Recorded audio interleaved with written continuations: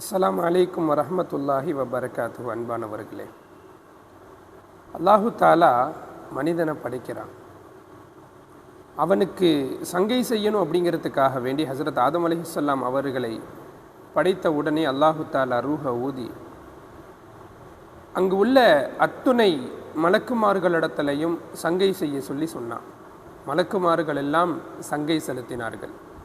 ஆனால் இப்லீஸ் மட்டும் இந்த மாதிரி மண்ணில் படைச்ச இந்த இனத்திற்கா நான் சங்கை செய்யணும் அப்படின்னு சொல்லி பெருமை கொண்டான். அல்லாஹு தாலா எடுத்தெறியப்பட்ட ஷைத்தான் என்று சொல்லி விரட்டி அடிச்சிட்டான்.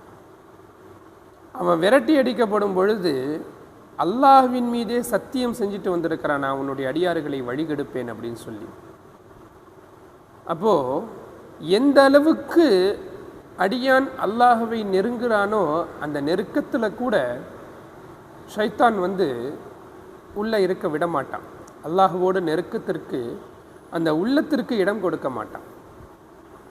பாங்கு சொல்கிறோம், அந்த பாங்கு சத்தத்தை கேட்ட உடனேயே இந்த பாங்கு சத்தம் நம்ம காதில் விழுந்துடக்கூடாது அப்படிங்கிறதுக்காக வேண்டியே காற்றை வேகமாக பிரித்து கொண்டு ஷைத்தான் ஓடுவான். பாங்கு முடித்ததுக்கு பிறகு திரும்பி வருவான். அதுக்கப்புறம் இக்காமத்து சொல்லப்படும் பொழுது திரும்பவும் அதே மாதிரி ஓடிடுவான். இக்காமத்து சொல்லப்பட்டு முடித்ததுக்கப்புறம் திரும்பி வருவான். அடியான் தொழுகை இருக்கிற பொழுது தக்பீர் கட்டி நின்றுட்டா, இதை நினச்சிப்பார் அதை நினச்சிப்பார் அப்படின்னு சொல்லி அவனுக்கும் உள்ளத்துக்கும் நடுவில் உட்காந்துருவான். எந்த அளவுக்குன்னா நினைக்க அவன் தொழுகையில் எவ்வளவு ரக்காத்து தொழுதும் அப்படிங்கிறதே மறந்துக்கிற அளவுக்கு ஷைத்தான் தொழுகையை கெடுத்து விட்ருவான்.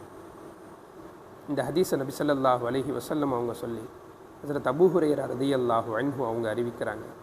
எனவே ஷைத்தானுடைய சூழ்ச்சியிலிருந்து அல்லாஹ்விடம் எல்லா நேரமும் பாதுகாப்புக்கு தேடிக்கொண்டே இருக்க வேண்டும்.